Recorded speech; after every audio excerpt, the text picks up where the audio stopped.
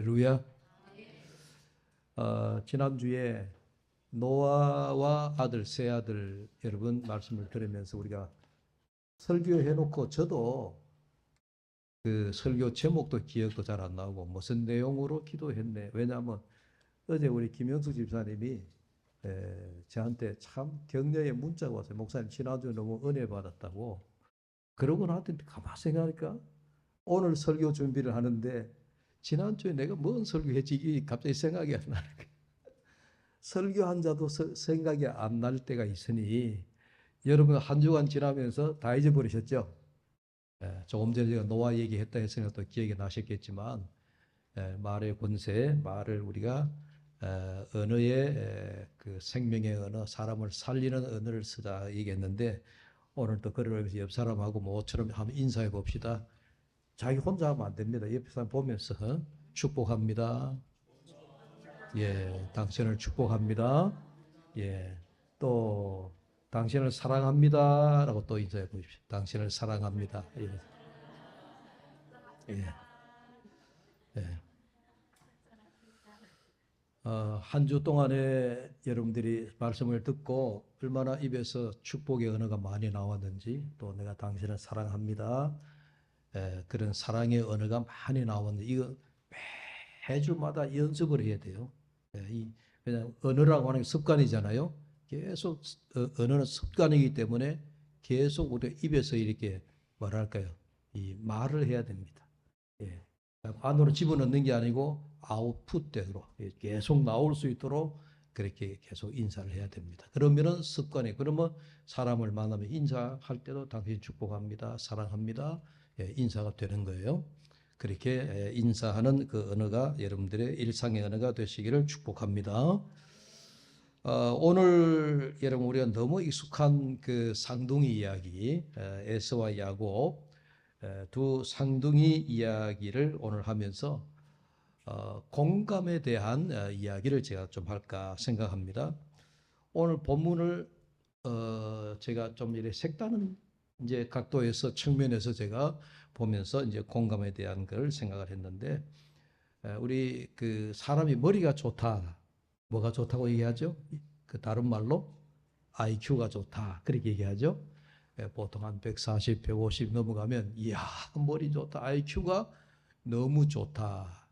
그래서 공부를 잘하는 사람 IQ가 높습니다. IQ. 그런데 이제 살아가는데 이제 머리는 좋은데 머리 좋은 것보다도 또 우리에게 또 다른 그 청량하는 그게 있습니다. 그게 감성 지수 또는 감성 지수라고 해서 EQ라고 하는 게 있습니다. EQ. 들어보셨죠? 예, EQ. 그래서 이제 감성 지수라고 얘기할 때 이제 에모션 코션트라고 해서 감성 지수를 얘기하는데 오늘 제가 얘기하는 공감 지수도 역시 EQ이긴 한데 이 공감 지수는 감성이나 정서, 에모션이라고 하는 것보다도 조금 다른 용어를 써요. empathy. 내가 당신을 공감한다라고 하는 그런 용어로 이제 우리가 똑같은 EQ이지만은 요거는 공감 지수이다. 근데 이제 제가 말씀을 드리지 않았지만은 IQ나 EQ나 이 지수가 높은 것도 굉장히 중요한데 우리 예수 믿는 사람들에게 정말 높아야 될 지수가 하나 있습니다. 그게 뭘까요? 잘 모르죠. 주부에 안 나와 있나요? 영성지수. 영성지수. 영성지수라 그래가지고 이거 스피리추얼 코션트라고 해서 이제 이게 영성지수라고 얘기를 해요. 그러니까 우리 예수 믿는 사람들요 머리가 조금 안 좋아도 괜찮아요. 그런데 영성지수가 높으면요 이상해요. 믿음이 좋아요. 그래서 여러분들에게 우리가 더 좋기로는 영성지수가 높아지기를 축복합니다. 영성지수가 높아야 돼요. 나중에 영성지수에 대한 말씀을 제가 한번 드리기로 하고 아무튼 이 상둥이 형제에 대한 에서와 야곱에게 돌아와서 이 상둥이 형제, 상둥이라고 하는 건 형이 있고 동생이 있는데 둘이가 우리가 잘 아는 대로 상둥이, 그죠? 일란성 상둥이도 있고 이란성 상둥이도 있고, 그런데 형은 형이에요. 그 상둥이에서도 그 위치가, 형의 위치와 동생의 위치가 있는데, 엄마 태중에서 먼저 나오면 1초라도 먼저 나오면 그놈이 형이래요. 그렇죠? 오늘 에서와 야곱이 어머니 태중에서 있을 때부터 싸웠다. 성경에 보니까 두 형제가 서로 이제 뭔가 이제 뭐랄까요, 자기 자리 다툼으로 싸웠다 하는 이야기가 있는데, 그러니까 두 태중에서부터 나누이리라 벌써 예측을 하고 있죠. 야, 이 두 형제가, 상둥이 형제가 만만치 않다 하는 것을 보여주고 있습니다. 저는 상둥이 형제에 대한 뭐랄까요, 지난 추억 에피소드가 한 가지가 있습니다. 제가 고등학교 다닐 때 열차를 타고 통학을 했는데 1시간 정도 열차를 타고 학교에 도착하면 남들보다도, 학생들보다도 늘 한 1시간 앞서 학교에 갔었습니다. 왜? 열차 시간이 거의 딱 정해져 있으니까. 그래서 이제 아침에 일찍 학교에 도착하면 교실에 혼자 있지 않고 운동장에 나와서 이제 철봉 매달리 운동도 하고, 그다음에 평행 저걸로 평행 운동도 하고, 아침에 이제 몸풀기 운동하는 게 새벽에 나왔으니까. 그런데 그날은 내가 철봉을 매달려 가지고 아침에 운동을 하고 있는데, 내가 하는 상둥이인지 몰랐어요. 내가 아는 애가 앞으로 오는 거예요. 그래가지고 나는 반갑다고 이른 아침에 야 반갑다 아무개야 이렇게 불렀는데, 얘가 딱 나한테 다가오더니 야 너 이리 와봐. 왜? 명찰을 보더니 자기 하급생이거든. 내가 하급생이고 자기가 상급생이야. 딱 보더니 하급생이 상급생한테 야라니 그러면서 나한테 주먹질 팍 하는. 아우, 제가 얼마나 당황스러웠는지. 또 제가 맞고 가만히 있지 않잖아요. 그러니까 야 이놈아 저놈아 그러면서 이른 아침부터 철봉 밑에서 모래사장에서 둘이 뒹굴면서 막 한참 싸웠어요. 주먹이 왔다 갔다 하고 한참 싸우고, 나중에 보니까 이게 내 상급생이에요. 저는 2학년이고 얘는 3학년이에요. 나중에 알고 보니까 상둥이 형제가 우리 학교에 다닌 거예요. 형은 3학년이고 동생은 이제 저하고 같은 학년의 2학년이었습니다. 나중에 내가 미안하다. 야, 네가 상둥이라고 얘기를 하지 내가 몰라서 그렇다. 그러면서 제가 사과를 하고, 나중에 그래서 졸업할 때까지 아주 사이좋게 오히려 지나게 된 그런 경우가 있습니다. 여러분, 제가 상둥이를 어떻게 구별해요? 똑같은 상둥이 옷도 같이 입혀놓고, 고등학생이니까 교복도 같고 머리도 팍팍 같고, 딱 그래 있으니까 전혀 상둥이인 것을 제가 알지 못했습니다. 저희 학교에 그리고 또 상둥이 한 형제가 또 있었어요. 그 두 상둥이는 아예 제 상급생인데, 신학교에 가서 그 상둥이 형제 가운데 형을 만났어요. 그래, 그 형이 신학교 다니다가 나중에 이제 뭐 어떻게 해서 이제 졸업을 못하고, 그 친구는 멀리 떠나가고 저는 신학교 졸업하고 지금까지 목회를 하고 있는데, 그러니까 고등학교 이제 동문인 셈이죠. 이 친구가 일찌감치 직장 생활을 하다가 미국으로 이민을 갔습니다. 이민을 간 지가 한 15년 정도 됐습니다. 어머니를 모시고 미국 뉴욕으로 이민을 갔는데, 이제 미국 시민권도 획득하고 뭐 등등 해서 이번 여름에 이제 자기 안식년 겸해 해서 나오게 되어졌습니다. 얼마 전에 대구에서 만났어요. 만나서 아주 깊은 그 추억의 이야기, 사랑의 이야기를 많이 나누면서 이제 헤어질 때가 됐는데, 저한테 이렇게 얘기해요. 박 목사, 상복을 어디 가서 사냐 그래요.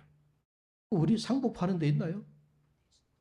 그러면 검은 양복이 필요하다는 얘기예요. 그런데 검은 양복이 필요하냐? 우리나라에는 병원에 가면 장례식장에 상복이 다 있다. 그 걱정 안 해도 된다. 왜 그러느냐 그랬더니, 내가 이번에 한국에 나왔다가 이제 미국에 들어갈 때에 어머니 연세가 90이 넘었는데 이제 언제 돌아가실런지 모른다. 내가 나온 김에 내 양복을 하나, 상복을 하나 싸서 가지고 들어가야 되겠다. 그 얘기예요. 그 미국에는 장례식장에 이 검은 양복 주는 데가 없냐 그러니까, 미국은 그런 것이 없대요. 우리나라 잘 돼 있는 거예요. 그래서 자기가 나온 김에 이 상복을 하나 사서 들어가야 되겠다. 제가 그 얘기를 듣는 순간에 그 두 쌍둥이 형제지만 이게 형이에요. 저하고 친구로 보내는 이 친구가 형인데, 야, 형이니까 그 집안의 장남이잖아요. 어머니가 90이 넘어서 돌아가실 때가 됐다 생각하니까 한국에 나왔다가 이번에 이제 들어갈 때 어머니 장례를 준비하는 마음으로 상복, 예복을 사서 들어가야 되겠다. 그런 마음. 야, 네가 역시 형이구나. 그 두 쌍둥이라 하지만은 어머니 태중에 나올 때에 여러분 그 차이가 얼마나 나겠어요? 5초 나겠어요? 30분, 1시간 차이가 나겠어요? 어떻게 나겠어요? 둘이가 이렇게 같이 나왔는데도 자기가 형이라고 하는 것 때문에 역시 장남이 가정에 생각하는 것이 다르구나. 그걸 제가 이 친구를 만나고 헤어지면서 제가 느끼게 되어진 겁니다. 성경에서 쌍둥이 이야기, 바로 오늘 에서와 야곱의 이야기입니다. 여러분 23절을 보시면 여호와께서 그에게 이르시되 두 국민이 내 태중에 있구나. 두 민족이 내 복중에서부터 나누이리라. 이 족속이 저 족속보다 강하겠고 큰 자가 어린 자를 섬기리라 하셨더라. 이 두 쌍둥이가 여러분 어미 태중에서부터 둘이가 벌써 싸우면서 심상치 않음을 보여주고 있습니다. 에서는 형입니다. 형으로 낳습니다. 야곱은 동생으로 낳습니다. 그래서 에서는 형인데 몸에 털이 많이 있었다. 그래서 벌써 우리가 남자가 수염이 많고 몸에 털이 많으면 이 성격이 좀 남성적이구나, 성격이 좀 외향적이구나, 이런 걸 우리에게 보여주잖아요.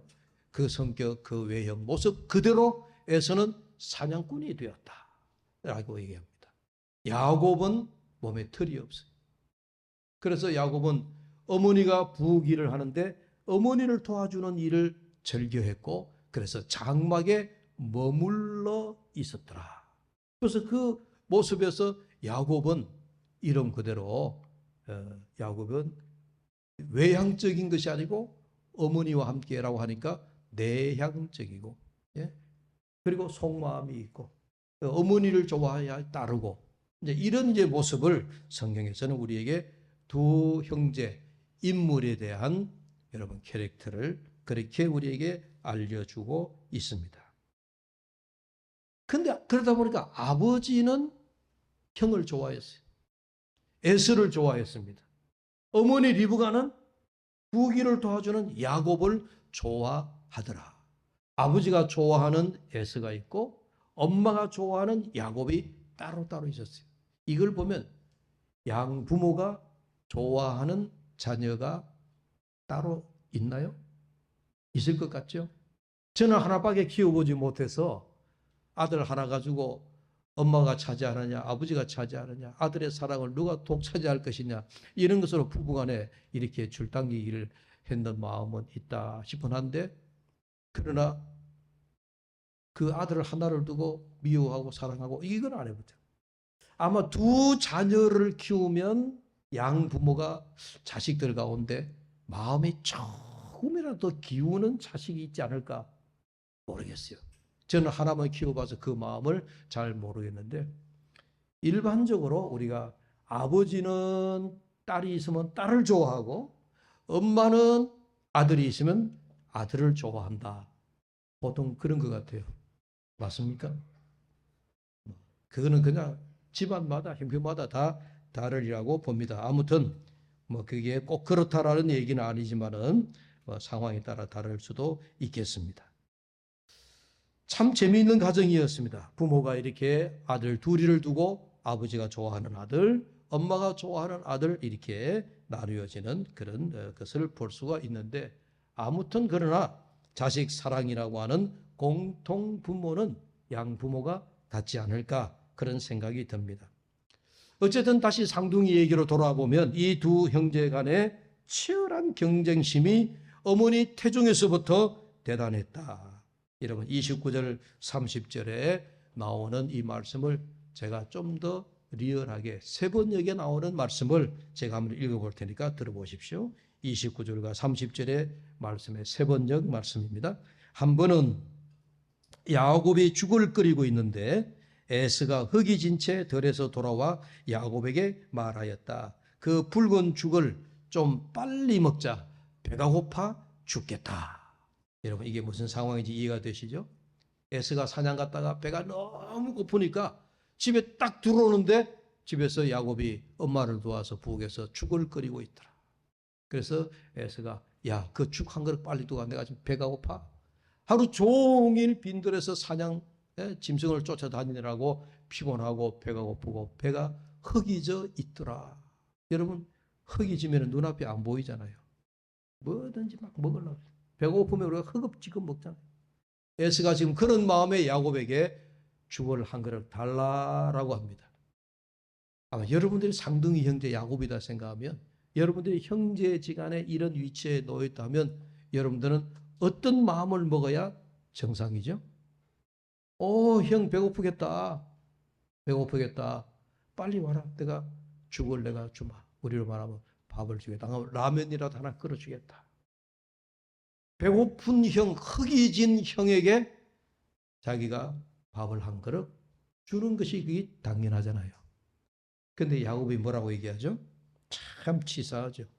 야곱이 그 배고픈 형, 허기진 형을 앞에 두고 긍정을 시작하는 거예요. 긍정. 31절의 말씀입니다. 야곱이 대답하였다. 형은 먼저 형이 가진 맏아들의 권리를 나에게 파시오. 에스가 말하였다. 이것 봐라. 나는 지금 죽을 지경이다. 지금 나에게 맏아들의 권리가 뭐 그리 대단한 거냐. 야곱이 말하였다. 나에게 맹세부터 하시오. 그러자 에스가 야곱에게 맏아들의 권리를 판다고 맹세하였다. 예. 세 번역 현대어로 사용하시는 이 언어로 참 여러분 아주 재미나게 잘 표현하고 있죠. 두 형제 간의 대화, 우리가 잘 아는 대화입니다. 예, 다시 요약하면 배고픈 형이 야 빨리 죽 한 그릇 두가. 그러니까 야곱이 형 장자꾼 내게 파시오. 그러니까 에스가 에이 장자꾼 그까짓 것 그거 네 가져가라. 네 가져가고 나에게 먹을 것 죽 한 그릇 다오. 그렇게 한 거예요. 이제 그러면서 야곱이 그 약속을 받아내고서는 이제 죽을 한 그릇 주게 되어진 겁니다. 두 형제 간의 대화, 두 형제 간에 일어난 이 일을 보면서 여러분 참 어떤 생각이 들죠? 여러분 어떤 느낌이 들죠?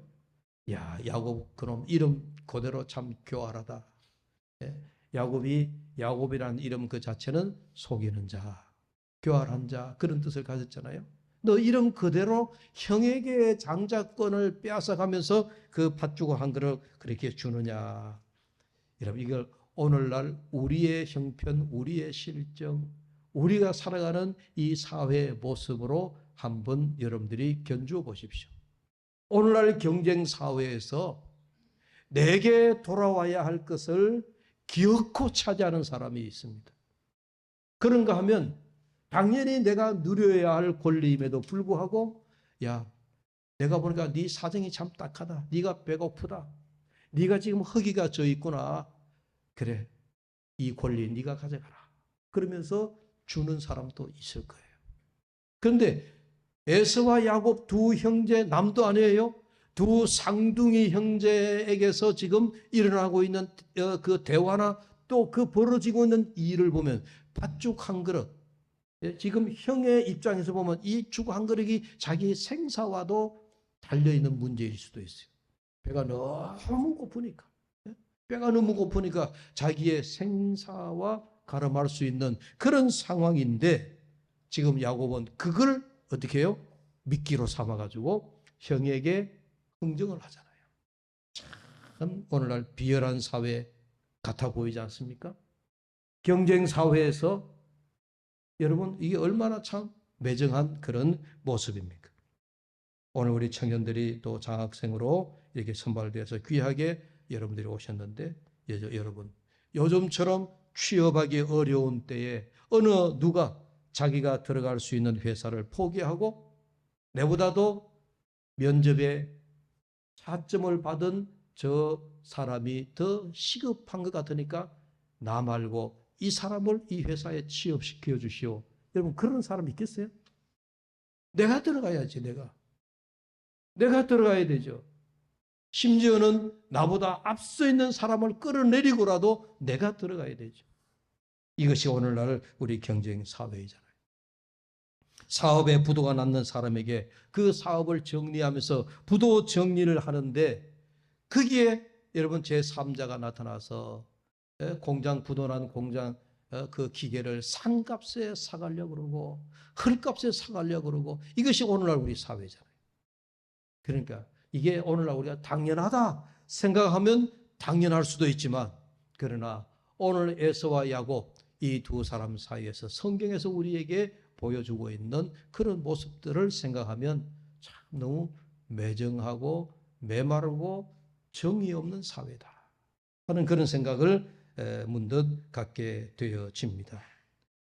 에서와 야곱, 물론 여기에는요 중요한 신학적인 장자권이라고 하는 굉장히 중요한 그런 신학적인 해석이 들어가야 됩니다. 그 얘기는 제가 다음 주에 하려고 그래요. 아무튼 오늘은 이 에서와 야곱에게서 우리가 팥죽 한 그릇을 두고 두 형제 사이에 일어나고 있는 이 공감의 이야기를 제가 말씀을 드리려고 합니다. 여러분, 에서가 들에서 돌아왔을 때 성경에 보면 그가 허기졌다, 배가 고팠다, 그냥 배가 고팠다라고 하는 그 표현 한마디만 보더라도 우리가 짐작할 수 있죠. 온종일 들에서 사냥을 하려고 짐승을 쫓아다녔다라고 하면 여러분 참 피곤한 겁니다. 그런 허기진 배를 안고 집에 왔는데 부엌에서 죽을 쓰고 있는 그 냄새를 맡은 에서가 허기진 배를 움켜잡고 창자에서는 꼬르륵 소리가 나는 그 소리를 들으니 얼마나 배가 고팠겠느냐. 그러면 여러분 야곱은 형 너무 배가 고프겠구나 생각하고 여러분 자기가 먹으려고 죽을 뜯더라도 그 죽을 형에게 줘야 마땅한 겁니다. 그런데 그 죽 한 그릇을 주기 전에 줬다가 뺏었다가 밀고 당기고 밀고 당기고 하면서 지금 뭐 하고 있는 거예요? 형 장자권 나에게 주시오. 이제 그렇게 얘기합니다. 여러분 우리 공감 얘기를 하니까 문득 그 생각이 들더라. 이 땅에서 최고의 공감자는 누굴까요? 예수님이십니다. 할렐루야.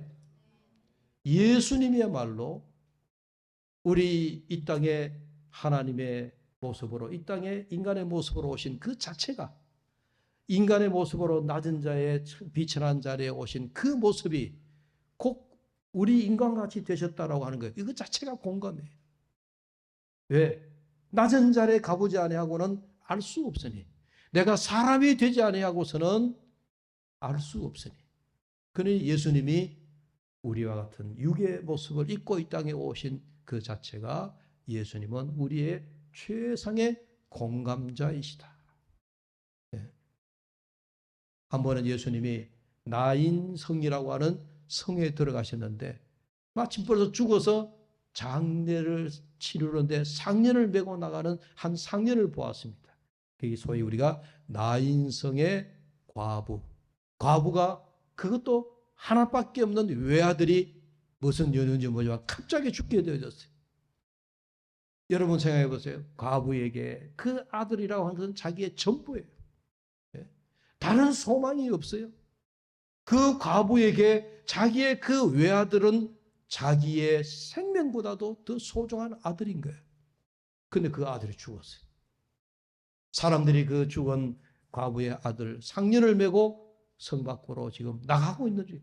예수님은 그 성에 들어오시고 상년은 나가고 있는 그 찰나에 예수님이 그 상녀 뒤에 따라오고 있는 과부를 보셨어요. 과부가 그냥 따라갔겠어요? 어떻게 따라갔죠? 울부짖으며 따라갔다. 과부가 심히 울었다 그랬어요. 그래서 예수님이 그 과부를 보시고 하시는 말씀이 불쌍히 여기사.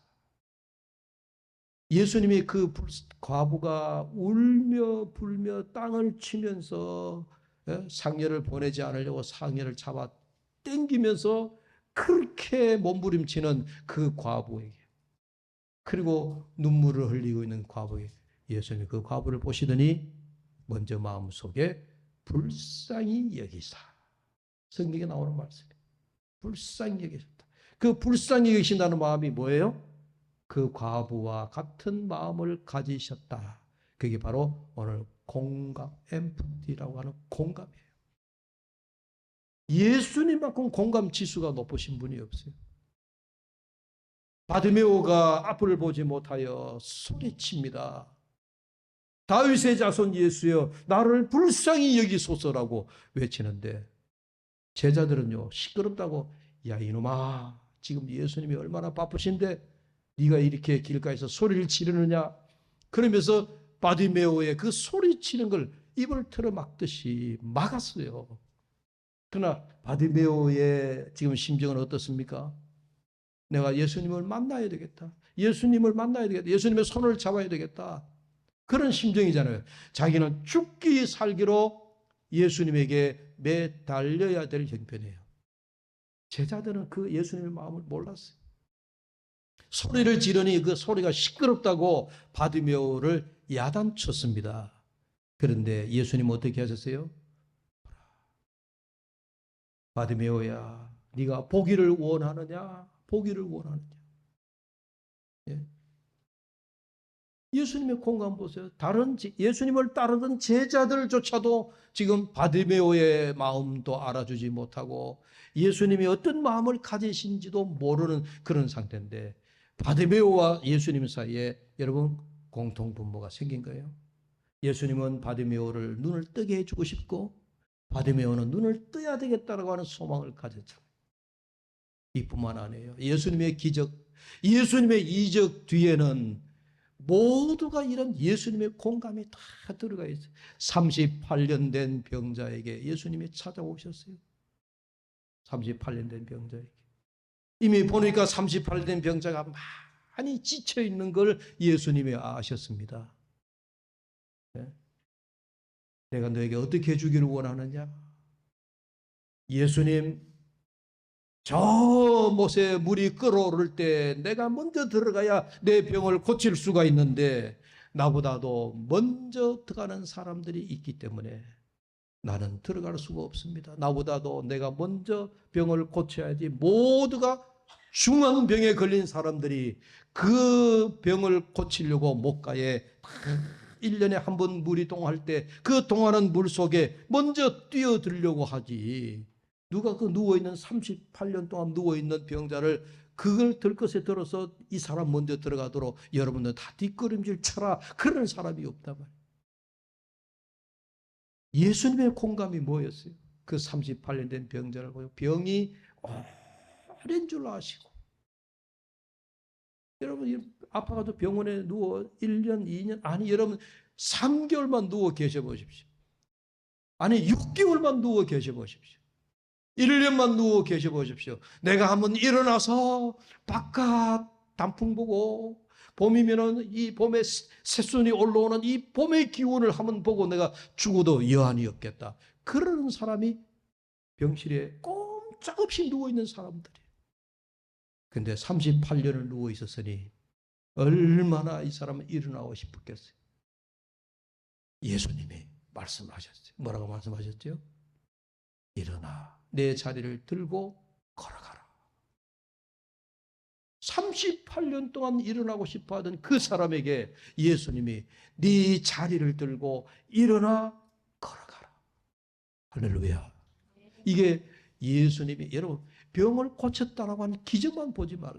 기적이 일어나기 전에 예수님이 뭘 하셨어요? 그 사람을 불쌍히 여기는, 그 사람을 민망히 여기는, 그 사람 병을 고쳐줘야 되겠다라고 하는 예수님의 마음이 그에게 전달되어졌다. 이게 공감이에요. 공감.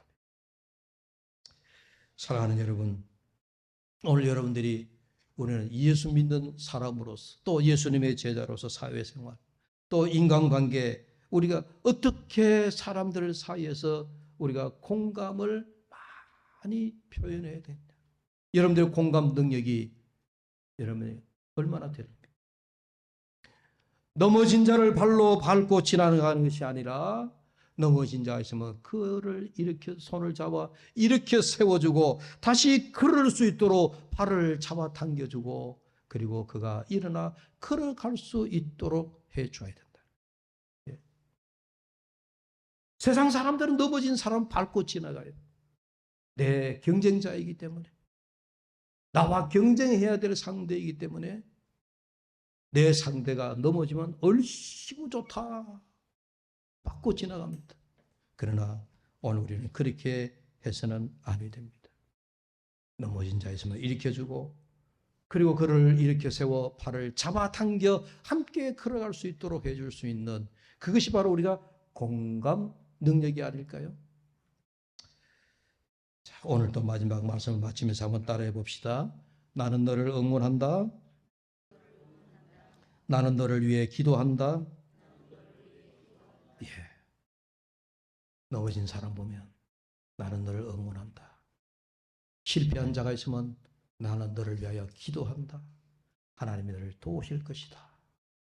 이런 예수님의 공감 능력을 오늘 우리 모두가 소유하는 저와 여러분 되시기를 주의 이름으로 축복합니다.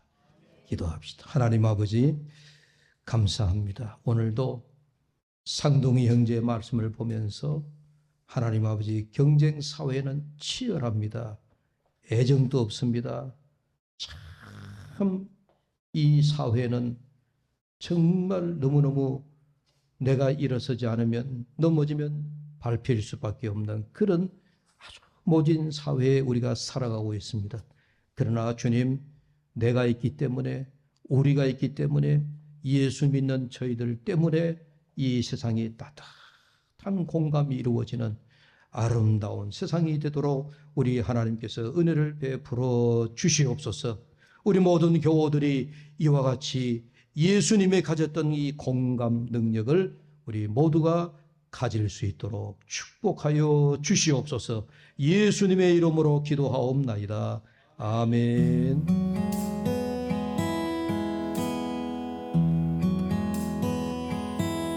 내 아버지 그 품 안에서